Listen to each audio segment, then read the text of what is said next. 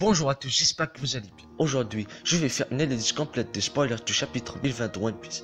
Car comme vous savez tous, le chapitre 1020 ne sortira pas cette semaine. On a juste des spoilers qui ont sorti trop tôt cette fois. C'est pour ça qu'aujourd'hui, j'ai décidé d'analyser les spoilers point par point.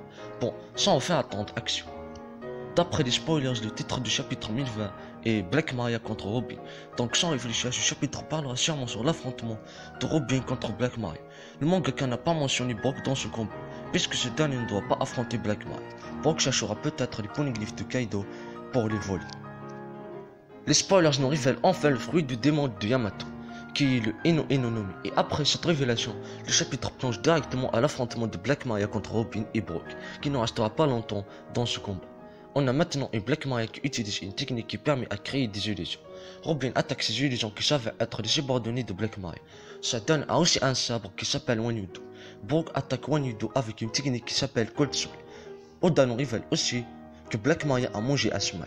Cette dernière se moque de Sanji car elle a demandé de secours à Robin. Sa dernière répond à Black Maria en disant que cette dernière ne pourra pas comprendre ce que cela signifie pour Sanji, et elle dit aussi que Sanji mérite d'être appelé les ailes du roi des pirates. Et dans la fin du chapitre, on a un Luffy qui reprend conscience et rencontre Momonosuke. Luffy dit à Momonosuke qu'il doit se transformer en dragon pour que Luffy puisse revenir à Onigashima. Et on a aussi l'apparition de Karibo après une longue absence. Ce dernier observe de loin Luffy et Momonosuke. Une chose est sûre, Karibo va sûrement remonter à Onigashima avec Luffy et Momonosuke. Et si Oda le fait apparaître dans une grande guerre, c'est qu'il doit peut-être avoir un rôle et un plan pour gagner cette guerre. De toute façon, il va être un point fort pour l'Alliance, puisque son fruit de démon lui permet d'absorber n'importe quelle chose. Alors voilà, je pense que Karibo aura le même rôle que Brock. Ils vont chercher les poneglyphes de Kaido. Karibo absorbera sûrement les poneglyphes pour les cacher dans son corps, car s'ils ne cacheront pas les poneglyphes, ils auront beaucoup de mal pour sortir dans le château, puisqu'ils vont affronter beaucoup des adversaires. Voici ma théorie concernant les futures actions de Karibo, qui va sûrement faire quelque chose soit avec l'Alliance ou bien contre l'Alliance.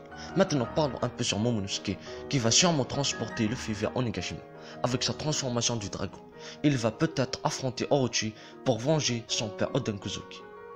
Momonosuke doit éliminer Orochi une bonne fois pour toutes, pour enfin terminer la vengeance des Kozuki. Momonosuke doit être celui qui coupera la dernière tête d'Orochi. Mais attendez, le rôle de Momonosuke ne doit surtout pas terminer ici. Il doit avoir un rôle plus grand que le premier. Vous savez tous que l'objectif principal de Kaido actuellement est de faire placer les Onigashima dans la capitale des fleurs. Je pense que le deuxième rôle de Momonosuke